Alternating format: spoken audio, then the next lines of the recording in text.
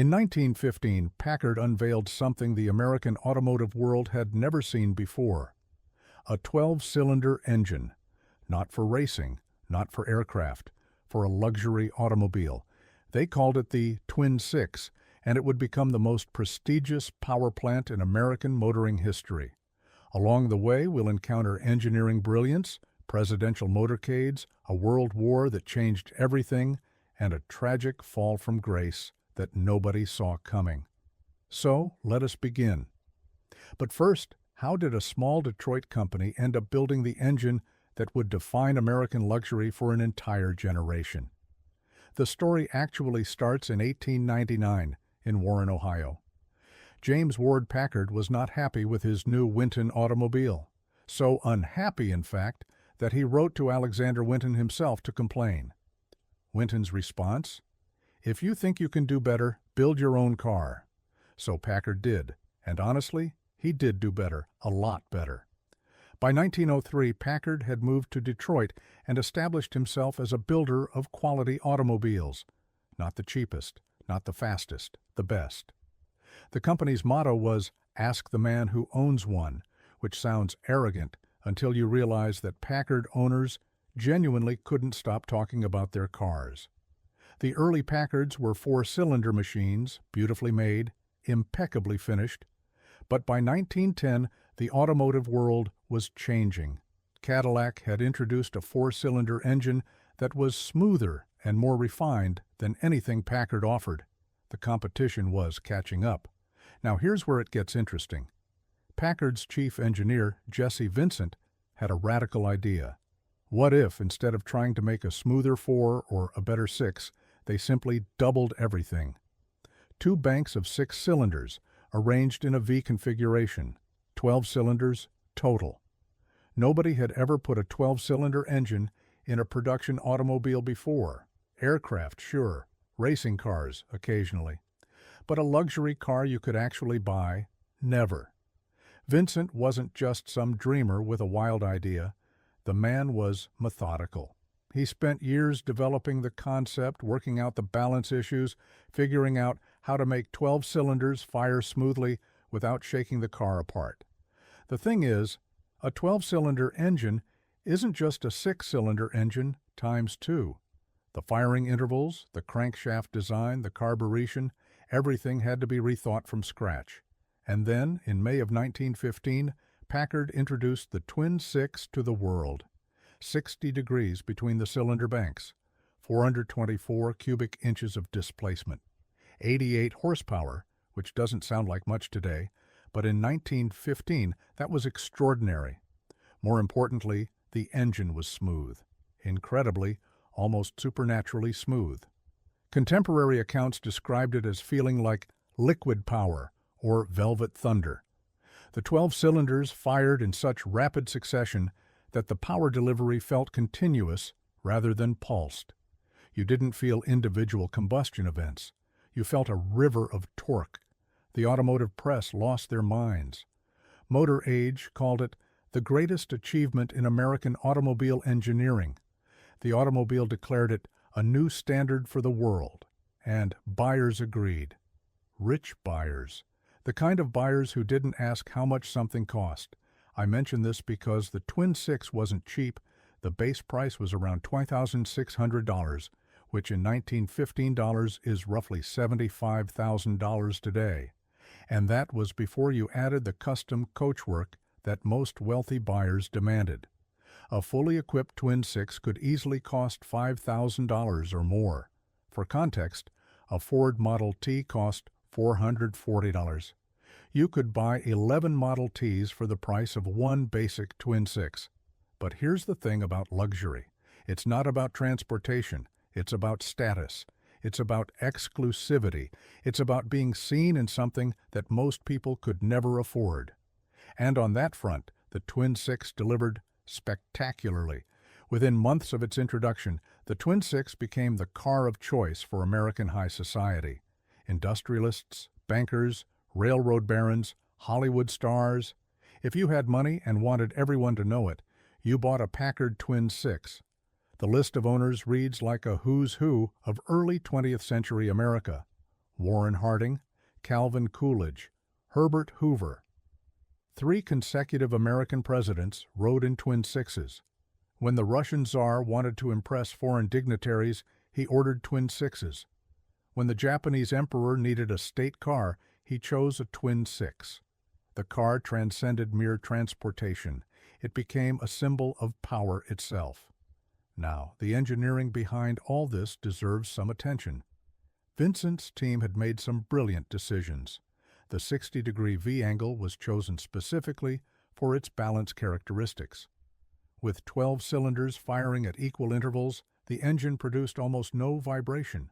The aluminum pistons were lightweight and strong. The crankshaft was a work of art, balanced to tolerances that most manufacturers couldn't even measure. But it wasn't just about smoothness.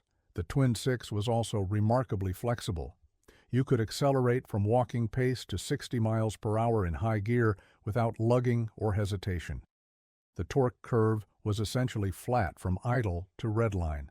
Modern engineers would call this drivability. In 1915, people just called it magic. And then came the war. When America entered World War I in 1917, everything changed. The government needed engines, lots of engines, specifically aircraft engines. And who better to build them than the company that had just created the most advanced automobile engine in the world? Jesse Vincent was essentially drafted into government service. His assignment? Design an aircraft engine that could be mass-produced using American manufacturing techniques. The result was the Liberty L-12, and if that name sounds familiar, it should. The Liberty was basically a Twin-Six designed for the sky. Same basic architecture, same 60-degree V12 layout, but bigger, much bigger. 1,649 cubic inches, over 400 horsepower. The Liberty engine became one of the great industrial achievements of the war. American factories produced over 20,000 of them before the armistice. They powered everything from bombers to observation planes to experimental fighters. And the experience gained from that production would shape American aviation for decades to come. If you've made it this far, you're probably into this kind of stuff. Quick question, where are you watching from? Drop it in the comments. And hey, subscribe if you haven't. We do this every week. All right, back to Packard, because while the war was great for the company's reputation, it created some serious problems. The entire factory had been converted to military production. Civilian car manufacturing had essentially stopped. And when the war ended in 1918, Packard faced a dilemma. The automotive world had changed while they were busy building airplane engines. The immediate post-war years were actually good for Packard. The economy was booming. Rich people wanted to celebrate. And what better way to celebrate than buying the most prestigious car in America? Twin-Six sales hit record numbers in 1919 and 1920, but competition was emerging.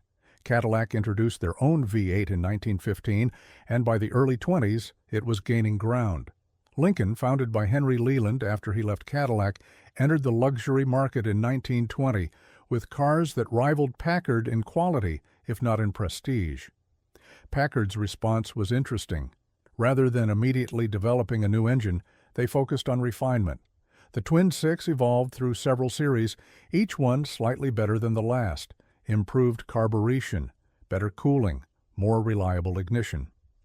By 1921, the engine was producing over 90 horsepower and was more dependable than ever. But here's where things started to go sideways. In 1923, Packard made a decision that seemed sensible at the time, but would have long-term consequences. They introduced a single six, a more affordable straight six model designed to compete in the upper-middle market. The idea was to increase volume and spread the company's fixed costs over more units. The single six was a good car, well-built, reasonably priced, respectable performance. It sold well, really well, but it also diluted the brand. Suddenly, Packard wasn't exclusively for the ultra-wealthy. Your dentist could afford one. Your neighbor could afford one. And in the luxury market, exclusivity matters. A lot. Meanwhile, the competition wasn't standing still. Cadillac kept improving their V8. Lincoln was gaining prestige under Ford's ownership. European manufacturers like Rolls-Royce and Hispano-Suiza were setting new standards for craftsmanship. The Twin-Six, as magnificent as it was starting to show its age. In 1923, Packard discontinued the Twin-Six. After 8 years and over 35,000 units produced, the engine that had defined American luxury was gone, replaced by a straight 8 that was more modern, more economical, and more suited to the company's new middle-market strategy. Now, this wasn't the end of the 12-cylinder story at Packard. In 1932, responding to competition from Cadillac's new V16 and V12 engines, Packard introduced the Twin-Six again. Same name, completely different engine. This new version was a 67-degree V12 producing 160 horsepower. It was magnificent, actually, possibly even better than the original in pure engineering terms. But the timing was terrible. The Great Depression was destroying the luxury car market. Nobody was buying expensive automobiles in 1932. The new Twin-Six sold poorly, not because it wasn't good, but because the people who could afford it had seen their fortunes evaporate in the stock market crash. The 30s were brutal for Packard. The company survived barely by moving further down market. They introduced the 120 in 1935, a medium-priced car that could compete with Buick and Chrysler. It saved the company financially but continued the erosion of the brand's prestige. By the end of the decade, most Packards on the road were these cheaper models. The name still carried weight, but it wasn't the same. World War II brought another opportunity for military production.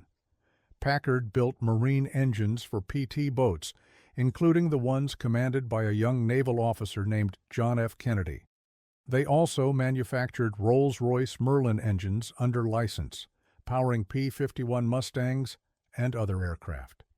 The company proved once again that they could build engines as well as anyone in the world. But the post-war period was unkind to Packard. The company emerged from the war with outdated facilities and insufficient capital for modernization. The big independents, Packard, Studebaker, Hudson, Nash, were all struggling against the enormous resources of the Big Three. General Motors, Ford, and Chrysler could outspend them on tooling, outproduce them on volume, and underprice them at the dealer level. Packard's management made a series of questionable decisions. They continued moving down market, chasing volume they could never achieve. They invested in a new V8 engine that was innovative but prone to problems. They merged with Studebaker in 1954, hoping that combined resources would help both companies survive. The merger was a disaster. Studebaker was in worse financial shape than anyone realized. Instead of saving Packard, the merger dragged them both toward bankruptcy. The final Packards, produced in 1957 and 1958, were essentially rebadged Studebakers with different grills. They bore the prestigious name, but shared nothing with the magnificent machines of the Twin-Six era. And what of the key figures in this story? James Ward Packard, the founder who told Alexander Winton he could do better, had actually sold his stake in the company back in 1915, the same year the Twin-Six was introduced. He died in 1928, having witnessed the peak of his creation, but not its decline. Perhaps that was a mercy.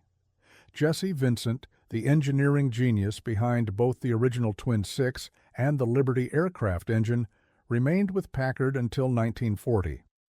He spent his later years consulting for various aviation companies and died in 1962, having lived long enough to see the company he helped build fade into irrelevance. His contributions to American engineering, both automotive and aviation, were largely forgotten by the general public, though engineers still study his work today. The Packard Motor Car Company itself limped along until 1958, when the last car bearing the name rolled off a line in South Bend, Indiana. It wasn't even built in Detroit anymore.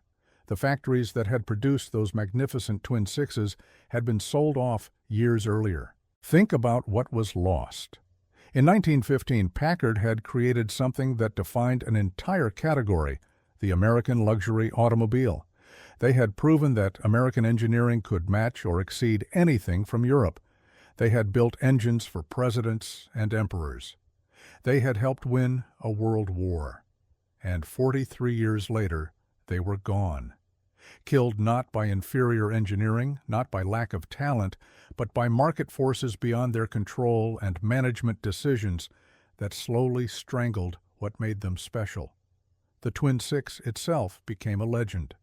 Collectors today will pay extraordinary sums for well-preserved examples. A 1920s Twin-Six in good condition can fetch hundreds of thousands of dollars at auction. They're not valuable because they're fast or practical. They're valuable because they represent something that no longer exists. An American company that genuinely tried to build the best automobile in the world, regardless of cost, and for a brief, shining moment, succeeded. There's a lesson in here somewhere about the dangers of chasing volume over value, about what happens when you dilute a brand in pursuit of short-term gains. Packard could have stayed exclusive. They could have remained the American Rolls-Royce. Instead, they tried to be everything to everyone and ended up being nothing to anyone. But that's getting philosophical. The simple truth is that the Packard Twin-Six was a magnificent machine created by brilliant engineers at a moment in history when American manufacturing was capable of extraordinary things. For 8 years, from 1915 to 1923, it was the finest automobile engine in the world. Nothing else came close. And that is the story of the Packard Twin-Six. Subscribe if you want more, and let me know in the comments. Had you heard of the Twin-Six before this? Take care, and I'll see you in the next one.